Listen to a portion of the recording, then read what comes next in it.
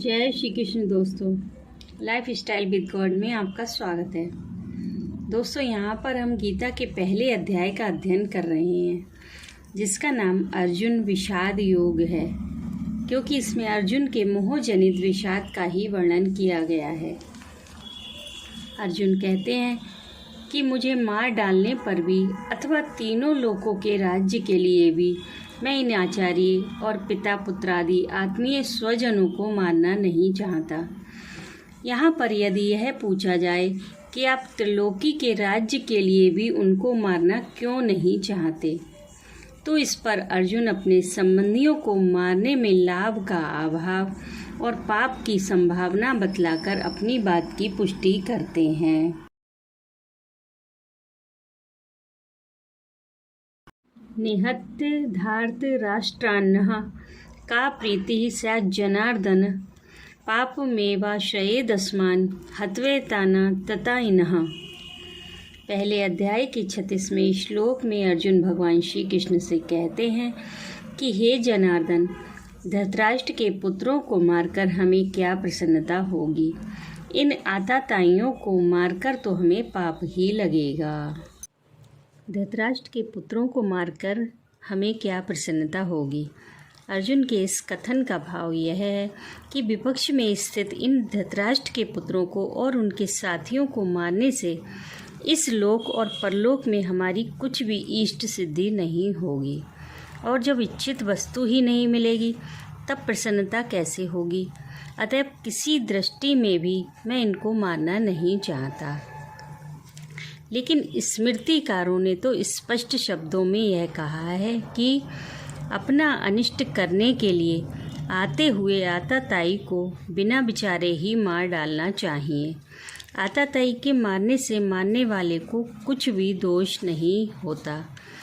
वशिष्ठ स्मृति में आताताई के लक्षण इस प्रकार बताए गए हैं: आग लगाने वाला, विष देने वाला, हाथ में शस्त्र लेकर मारने को उद्धत, धन हरण करने वाला, जमीन छीनने वाला और स्त्री का हरण करने वाला, ये छहों ही आताताई के लक्षण हैं।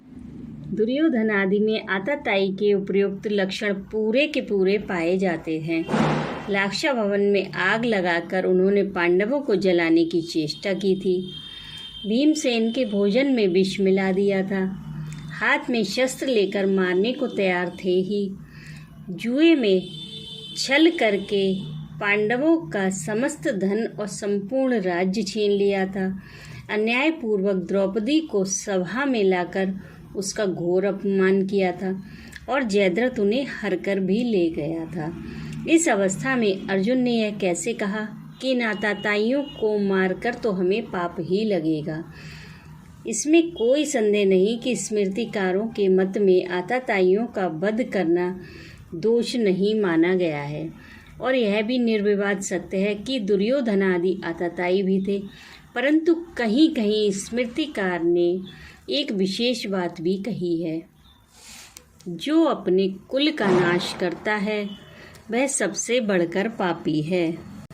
इन वाक्यों को सामान्य आज्ञा की अपेक्षा कहीं अधिक बलवान समझकर यहाँ अर्जुन यह कह रहे हैं कि धृतराष्ट्र के पुत्र आताताई होने पर भी जब हमारे कुटुंबी हैं तब इनको मारने में तो हमें पाप ही लगेगा और लाभ तो किसी प्रकार भी नहीं होगा। ऐसी अवस्था में मैं इन्हें मारना नहीं चाहता। अर्जुन ने इस अध्याय के अंत तक इसी बात का स्पष्टीकरण किया है। स्वजनों को मारना सब प्रकार से हानिकारक बतलाकर अब अर्जुन अपना मत प्रकट कर रहे हैं। तस्मान् नार्हा वयम हंतुम धार्त राष्ट्रान् स्वबान्धवान् स्वजनम ही कथम हत्वा सुखिना श्याम माधवा।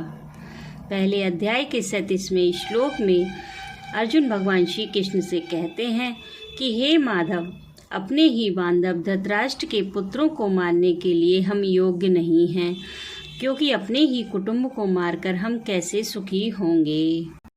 इस श्लोक में तस्मात् पद का प्रयोग करके अर्जुन यह कह रहे हैं कि मेरी जैसी स्थिति हो रही है और युद्ध न करने के पक्ष में मैंने अब तक जो कुछ भी कहा है वह मेरे मेरे विचार में जो बातें आ रही हैं उन सब से यही निश्चय होता है कि दुर्योधनादि बंधुओं को मारना हमारे लिए सर्वथा अनुचित है।